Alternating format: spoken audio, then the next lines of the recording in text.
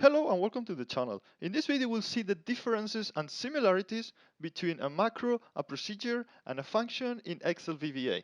So a macro is a general term for a set of instructions, a set of tasks, usually a set of automated instructions to perform something.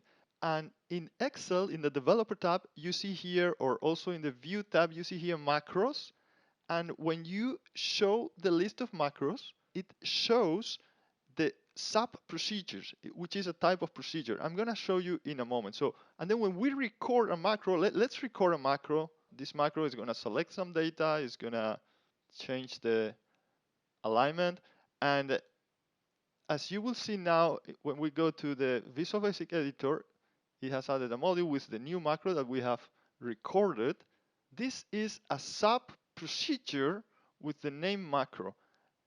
So basically, a macro is also a procedure, right? And a procedure is clearly defined by the beginning, starting with the name of the procedure, a sub-procedure in this case. Now we will see there are several types of procedures, and then it ends with the end statement here, and in this case, the type of procedure, which is a sub-procedure. So this is a procedure, and this is also a macro.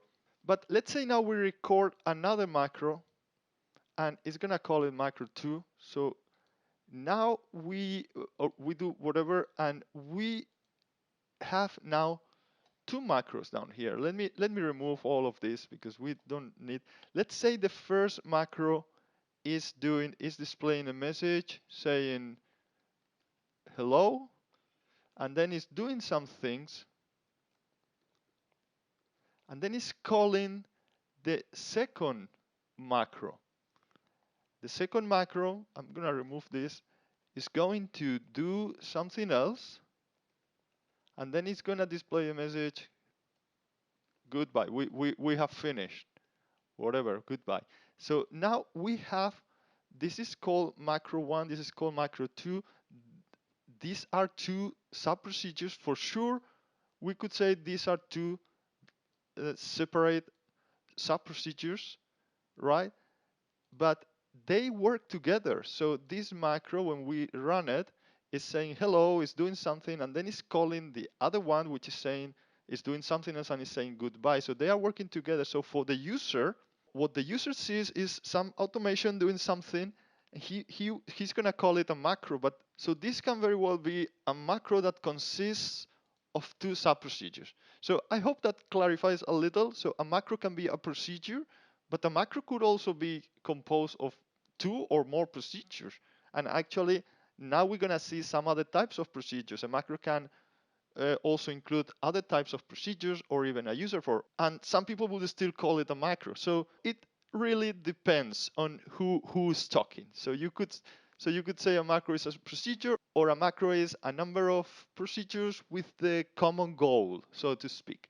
But a procedure is clearly a set of instructions inside, encapsulated here between the name of the procedure and the end statement. That's quite clear. And procedures are in standard modules, but they can also be in other types of modules. So I've talked about this already in the tutorial for beginners. So please have a look at the video about modules and procedures to learn a little more about it. Now let's see the difference with a function. And before we continue, you can insert a procedure here. And as you see, there are different types of procedures. Sub-procedure is what we were talking about. Then we have function procedures. That's what we're going to talk about next. And we will see also what's the difference with Excel functions and VBA functions. And then there's also another type of procedure, which is the property procedure.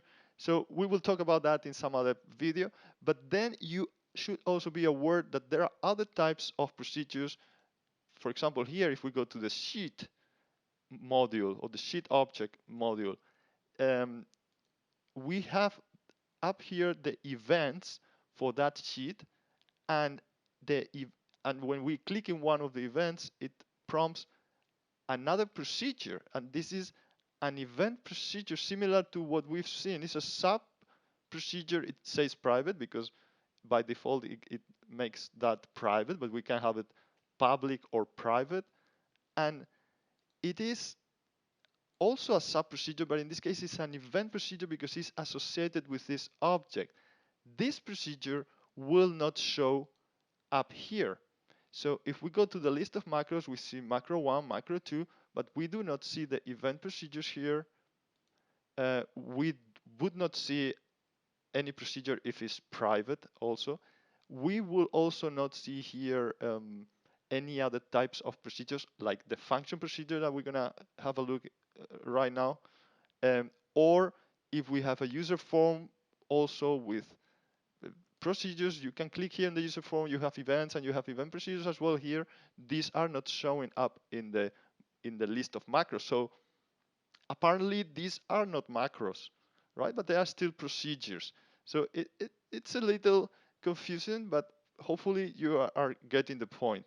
Now let's have a look at what's the difference between a procedure or a sub-procedure, because when we say a procedure, we are referring to the sub-procedure and a function procedure. So the function procedure starts with function, and let's insert it from here, but you can also do it manually.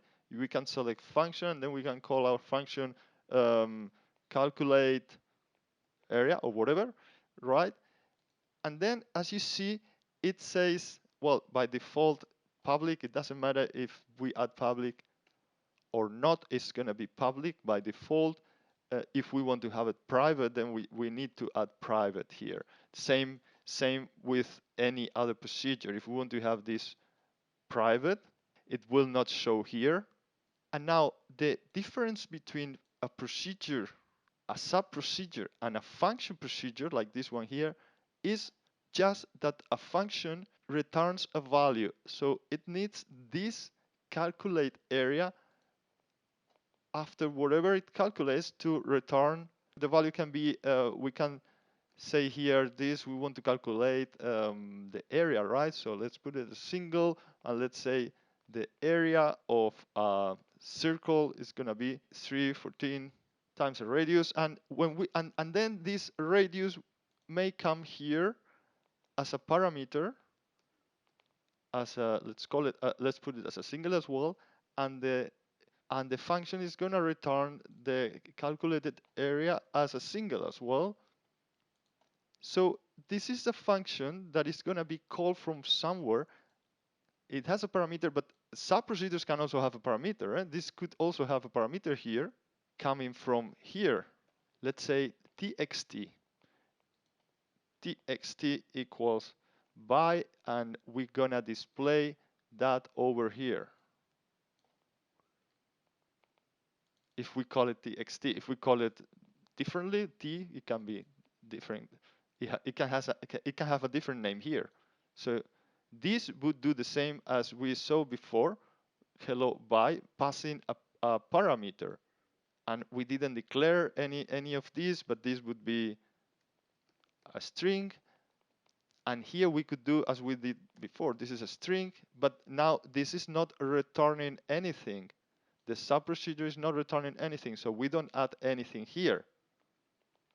It's just getting that parameter. So a function can get parameter, a sub procedure can also get a parameter, but the function returns a value.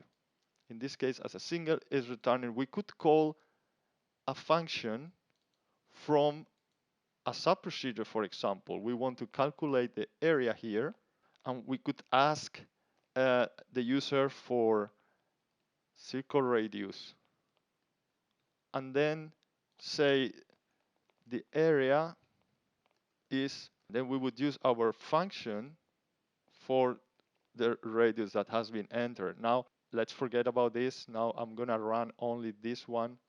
So let's just remove this.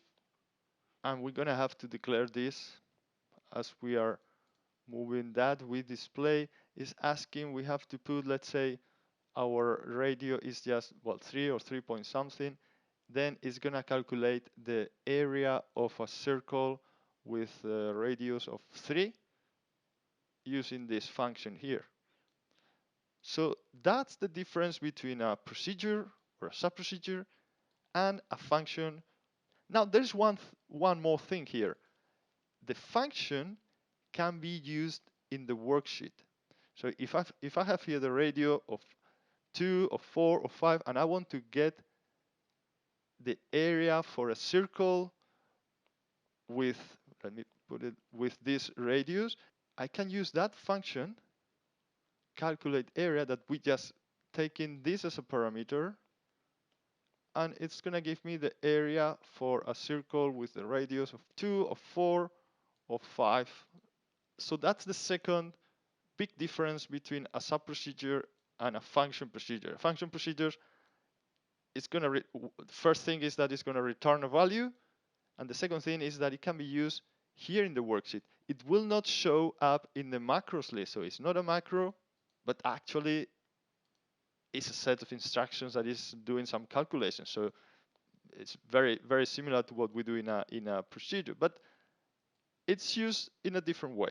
Now, it's also important to say that a function procedure is actually the underlying code for any of the Excel worksheet functions. So we have just created our own function. This is called a user-defined function or a custom function. I've made a video about that. I'm gonna leave the link up here, how to create custom functions in Excel or how to create user-defined functions. And this is what we just created here. We just created a function to calculate the area. The difference with the Excel functions that we often use here is that these ones are built-in functions in Excel. So they are already defined and created by Microsoft, and they come with the package. Yeah, they come with the Excel application. Now, there are yet some other functions, which are the VBA functions, and these behave rather like commands in the VBA language that we use as functions. I have also explained what's the difference between Excel worksheet functions and VBA functions in another video. I'm also gonna leave the link up here where I explain in more detail what's the difference and what are the similarities as well.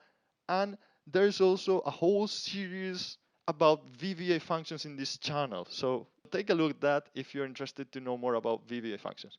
So I hope this clarified a little more what's the difference and what are the similarities between a macro, a procedure, and remember we have different types of procedures, and a function procedure. I hope that's all clear now, and thanks for watching.